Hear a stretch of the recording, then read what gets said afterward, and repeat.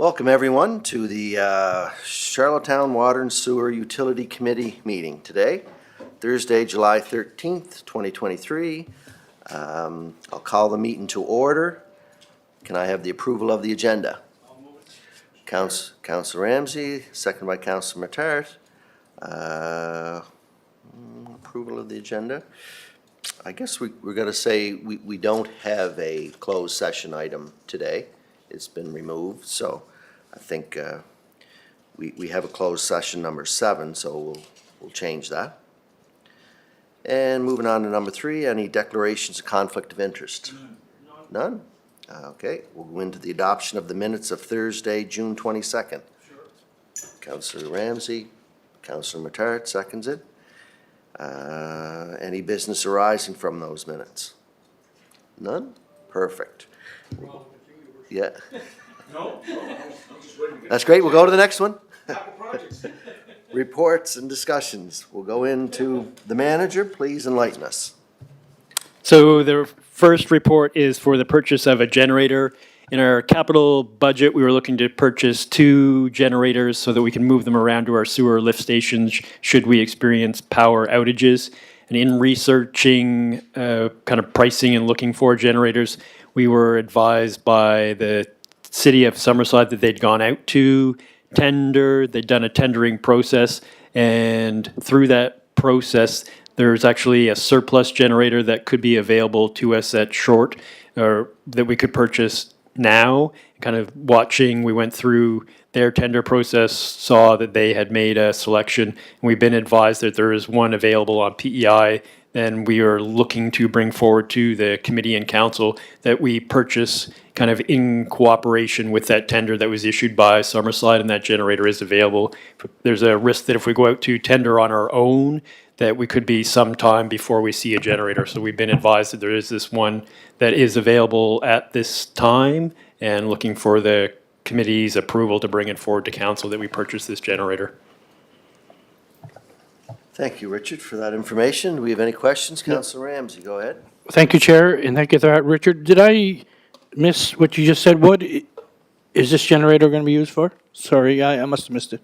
Yeah, so it's a larger size portable generator, and for us, it's powering our sewer lift stations in the event of a power outage. We did also, during Fiona, used it by times to provide power to other facilities, including other, like it could have been at our warming stations or others that needed a generator at the time. So this will give us 2 of them, you said? Yes. Okay, thank you. So this would be the second one that we would have for the utility. We do have one now. Okay, thank you very much. Thank you, Chair. Councilor Matart has a question. Thank you, Mr. Chair. I guess I just want to play devil's advocate. So what's the downside if we don't approve this, in the sense of what this will do for water and utility if we were not to agree to spend $109,000 on the generator? Yeah, so it leaves us at a position where we might not be able to run a sewer lift station. So during Fiona, we did have a number of sewer lift stations. I mean, at one time, the entire city was without power. So not all of our sewer lift stations have their own stationary backup generator. This is a backup generator that we can move around to a different station when it loses power. And we occasionally lose powers in different parts of the city, but during Fiona, we really recognized the need for additional backup capacity. Thank you, Councilor Matart. This was, again, looked at in the capital budget. We were looking down the road for this anyway, so. Yep. Go ahead, Mayor Brown. Mr. Chair, through the chair to the manager, Richard, how many lift stations do we have for our wastewater? There are 39 sewer lift stations in the city. And how many have backup power off those 39? 10. 10. Now, the reason I raise this because during Fiona, remember, we were dumping raw sewage into the harbor because we couldn't lift it. Is that correct? There was a period of time until we got all of our backup power to the stations running, and also vac trucks. So we made use of a vac truck. It would pull the wastewater from a sewer lift station and then dump it further down the line. So we needed to bring in vac trucks to reduce the amount of bypasses. But for a period of time before we got everything up and running, yes, we were discharging. And Mr. Chair, the reason I bring this up, because I was around the table during these EMO meetings, and this point was brought up by the chair. And we have to look forward, that we know there will be further climatic catastrophic events, so we have to make sure that we don't have raw sewage going in. I'm supporting this, and I hope that we can look at something, Richard, that we have all 39 with backup power, because, as I said, it's not if there will be another Fiona, it's when. So I'm supporting it. Thank you. Thank you for that, Mayor Brown. So, no more questions, we can go on. Do we have a motion to accept it by Councilor Ramsey, second by Councilor Matar? Thank you.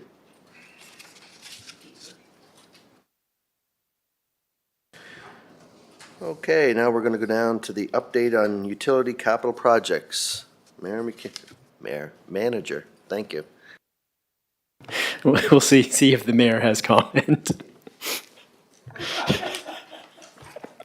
So, yeah, absolutely. So I provided you a list of the ongoing capital projects for the water and sewer. There's our Eastern Gateway Water and Sewer Upgrade Project, and we've just completed phase 1 of that project, which was replacement of the water main on Riverside Drive, and we're very close to having the tender document ready for the Grafton Street portion of that rehabilitation. This is all preparation work for changing the Eastern Gateway. So between the city and the province, completely changing that area of the city. So we want to make sure that the underground infrastructure is in good shape before we do the work up above ground. Passmore Street reconstruction underway, working on replacing the sanitary sewer. One piece to it, we have probably 5 residents who have recognized the importance of looking at changing their water service while we're doing this project. We'd like to get the other 15 on board. We're going to continue to try and raise awareness with them that now is a great time for them to look at changing their side of their water service as we're providing them a new water service to the property line. The importance for them now to consider it's a good opportunity for them to replace their side of the water service. We have a program in place to assist them with financing that and a grant. That'd be great. Richard, is there any movement on that, or are people contacting you at all now for that? Yes, so we have 5 of the residents that have come forward and expressed interest in doing it. That's great, thank you. Sorry, Mr. Chair, how many residents are on that street? 20. Okay, thank you. And then ongoing work at the pollution control plant. Most of the resiliency upgrades have been completed, but we have a few smaller projects. Our digester roof rehabilitation, the tender will close today, hoping that we get some responses, and then I'll bring that back to the committee. And when I see it, I need to bring it back to you and look to move that forward, but that's an important project for us to get done this summer too. Mount Edward Road Booster Station, doing upgrades at that. Those are underway and it's been awarded. Seaview Boulevard, we're doing the review of the engineering piece to it now so that we can have a tender out. And again, that's a project with Water and Sewer and Public Works, looking at completely redoing the street, water, sewer, stormwater, and above ground. Thank you. Councilor Ramsey has a question. Thank there. you, Chair, and thank you for that. Richard, Seaview, which is in Ward 5. Is this work going to be done this year? Would you have an idea, or is it going to be this year plus next year?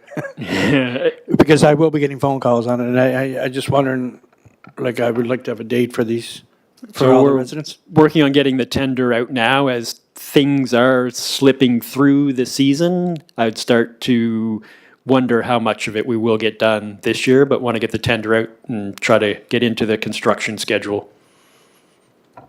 Okay, thank you.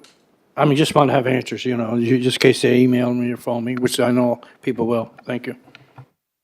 And then sewer lift station rehabilitation. We've completed upgrades at our larger lift stations and now working on 2 smaller stations, and that includes additional backup power generation. And our Malpeck station refurbishment, working on a tender for the roof replacement at this time.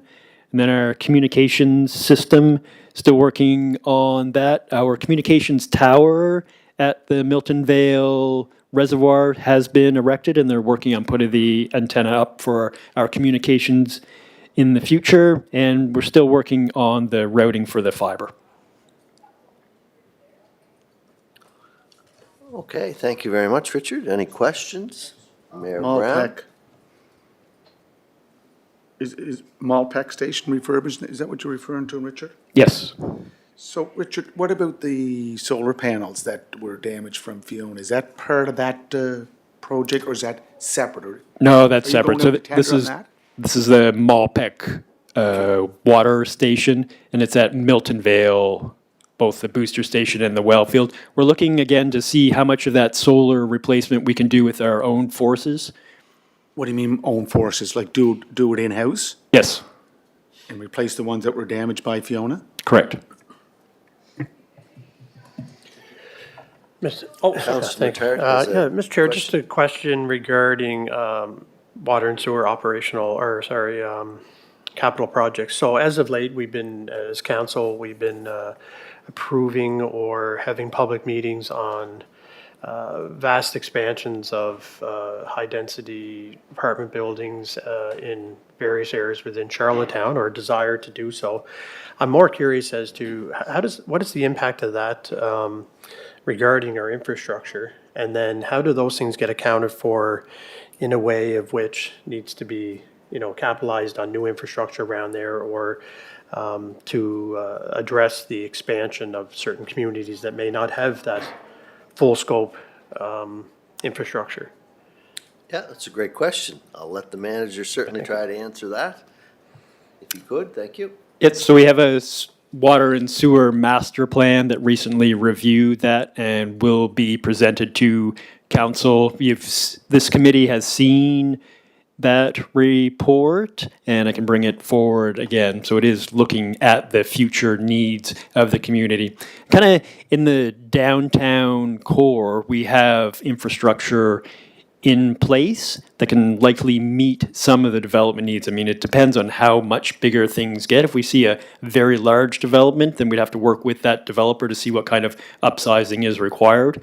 But the water system in the city is designed for fire protection, which greatly exceeds any need demand that you have for like domestic water consumption, like what an apartment building would use on a general basis. So the system is sized big enough that if we have a fire in one location, we can get all kinds of water to that location. So it means we have lots of supply capacity to provide like drinking water and water to flush your toilets and showering like that. So the system is sized to handle that, and it's kind of then it's a water supply in general capacity. And right now, the water demand within the city of Charlottetown has been reduced to what it was before the year 2000. So from 2000 until 2012, we saw a steady increase in water consumption. And from 2012 to present day, we've seen a decrease in our water demand within the city because of the conservation measures that we've put in. And if we can continue to do that, and there's still lots of areas where we can continue to make movement in water conservation, we should be okay on water supply. Although it is something that this committee needs to look at, is where would we have our next water supply system. So in 2002, there was a comprehensive study done looking at 12 different sites around the city that could become the next water supply system.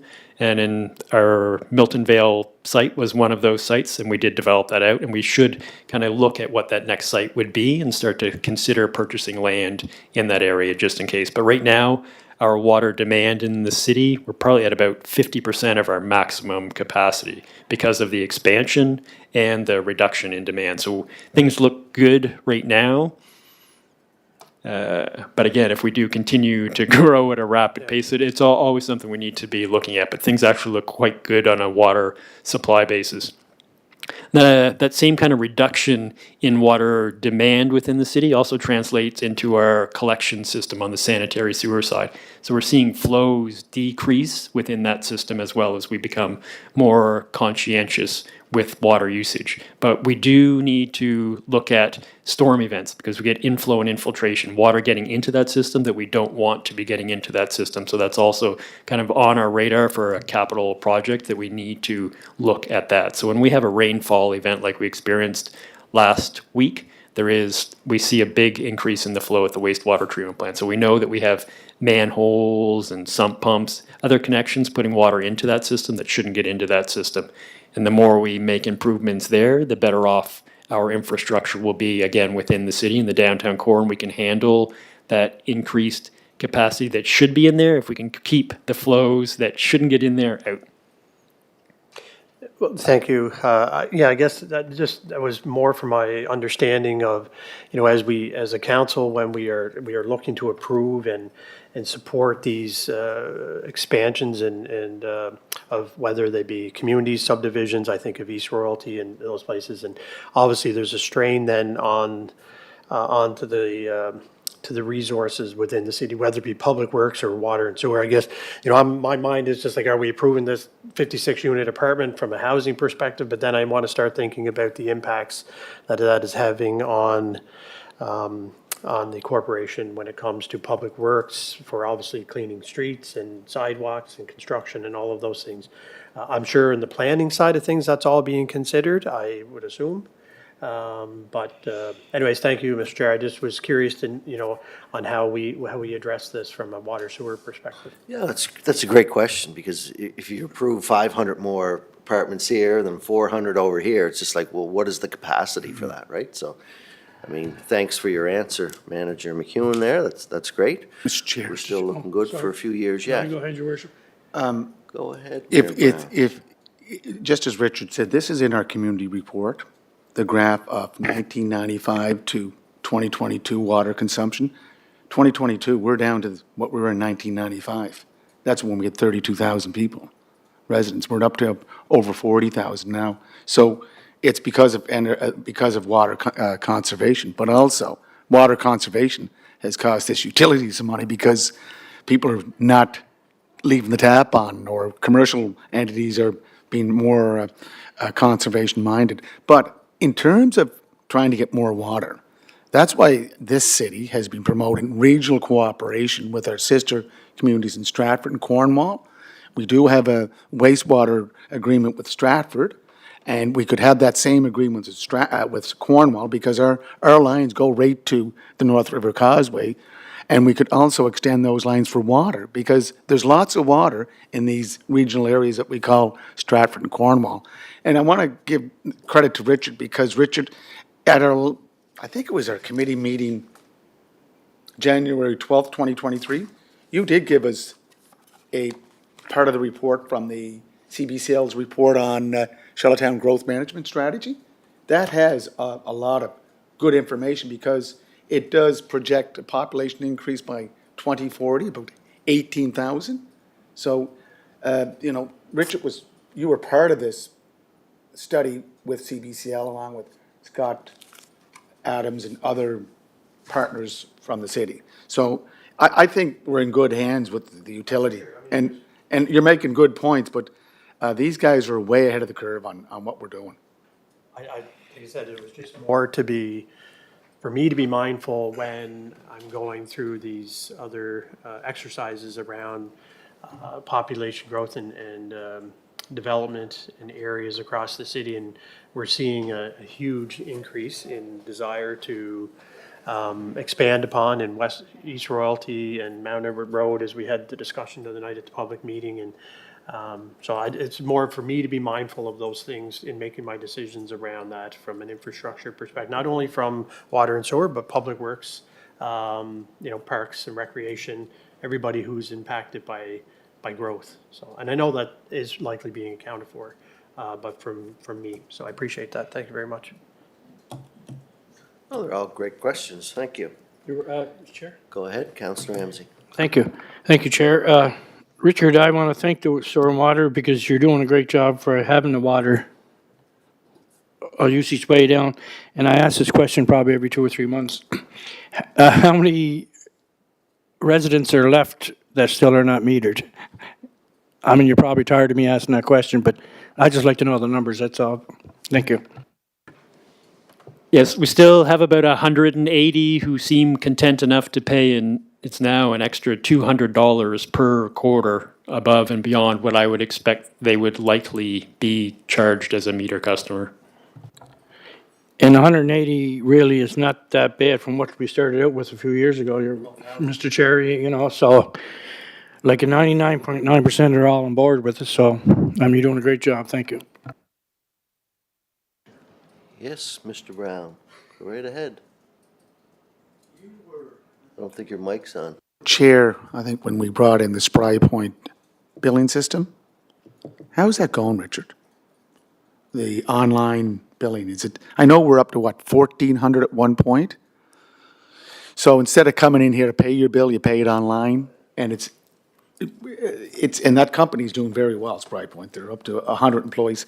What are we at now, Richard? 1,400, 1,600 customers? I think it might be 1,800, but when I checked the numbers, it wasn't that long ago. I was just disappointed that we don't have more on board with it. So we're still mailing out lots of bills where our customers have the opportunity to be getting a text message and an email message, hey, your bill's ready. And I have mine set up that I get a text message, I get an email, and I have it set up for automatic payment through my credit card. So our system is very slick and available for our customers.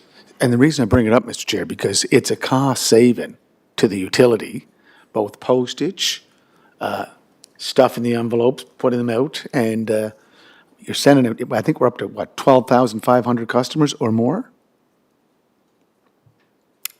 Approximately. No, I agree. Once you get on your account, you can see all your. Are you on? Yeah. Well, I'm on the, when you press in the numbers to pay it online, right? So it's a great feature. You don't Yeah. have to come down here. You just pay it online. You can see all the, you know, if you're using more water at different months or different places. If you There's a have lot of different- data, a Yeah, lot of data on it. it's- And it's very- I don't very- know what we can do to promote it more. Maybe get someone to walk around with, dressed as a water drop. That's a great idea. I'm looking for a job. I think that'd be. God, yeah, I think it'd be great. Sign us on 11 o'clock, we're good. Yeah. Great idea. All right. No more questions there? Any more updates, Richard, or we conclude the update section, I think? I believe that's it. There is a communication upgrades there, sir. It's at the bottom. I just wanted to ask a few questions. It's my favorite topic. I didn't see that here I on the know it's on agenda. it's on the spreadsheet. But just before we go to that, Mr. Chair, I know you sit in finance, we're looking at the long-term debt. And Richard, I know our long-term debt in water and sewer is 34 million. We're looking at going out to borrow more debt. I believe that the utility's part of that going out to borrow? Yeah, okay, because just yesterday, the prime rate for the Bank of Canada is now up to 5%. It's just going to keep climbing as we wait along. Richard, just to my favorite topic on the communications. Richard, I sent an email to you back in April on the as-built to my, now, again, you're the conduit, you're the intermediary between the buyer, the city of Charlottetown, and the vendor, WM&M. We have not received any word on the as-built drawings, photos from the vaults of what's connected per fiber optic. Could I just ask that we send another letter to our contractor to ask where this information is? Because, as I said, Mr. Chair, one of the projects that we're looking at for Parks and Recreation is that connector between Brighton Road and Terry Fox Drive at that green space by the old Prince Edward Island Hospital. Well, they won't allow us to use until they have a as-built drawing of the fiber optic that's running through that area. So that's one project I know. There could be others too. And as I said at an earlier meeting, I don't think we're on, what's it called, for digging up InfoX, where there's some contractors that are hitting our line already, and they've called me. I don't know if they've called you yet, but you'll be getting calls because we don't know where it is. So, Richard, could I ask you to just send it again to ask WM&M or, Coles Associates, we have an inspector through their office. Through the chair, is that all right, Mr. Chair? Sure. I'll let Mr. McEwen answer that question there. So with respect to as-built drawings, they have provided they have a GIS system that shows where the conduit is, and I did provide that back to you. That's not stamped drawings. That's just GIS. We couldn't use that if something happened. Anybody can go out, GIS is just a locator. As-built is showing the drawing, a PN stamping it, correct? Correct. That's what I'm looking for. And it's just, again, the GIS shows us where your Bella line is, Maritime Electric line is, but Maritime Electric would have as-built drawings of where everything is, because if anyone hits their line, well, there could be death or any other casualty or problems from that.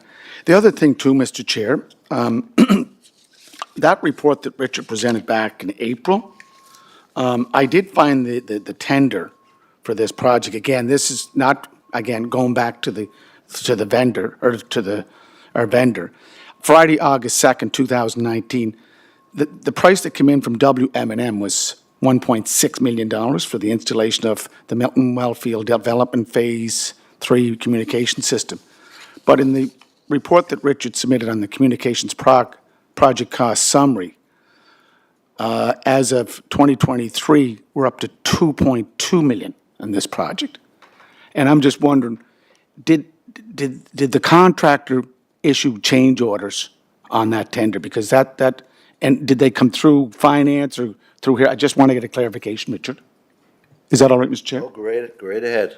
Yeah, certainly. So there was another resolution that came through to council to increase the value of the contract. I can provide that to you at a later date. Thank you. Thank you, Mr. Thank you.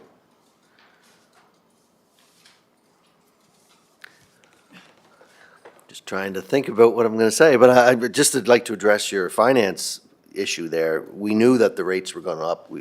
At finance, we had a thought or indication that they were going to go up, but that's the reason why we wanted to come back quickly as possible.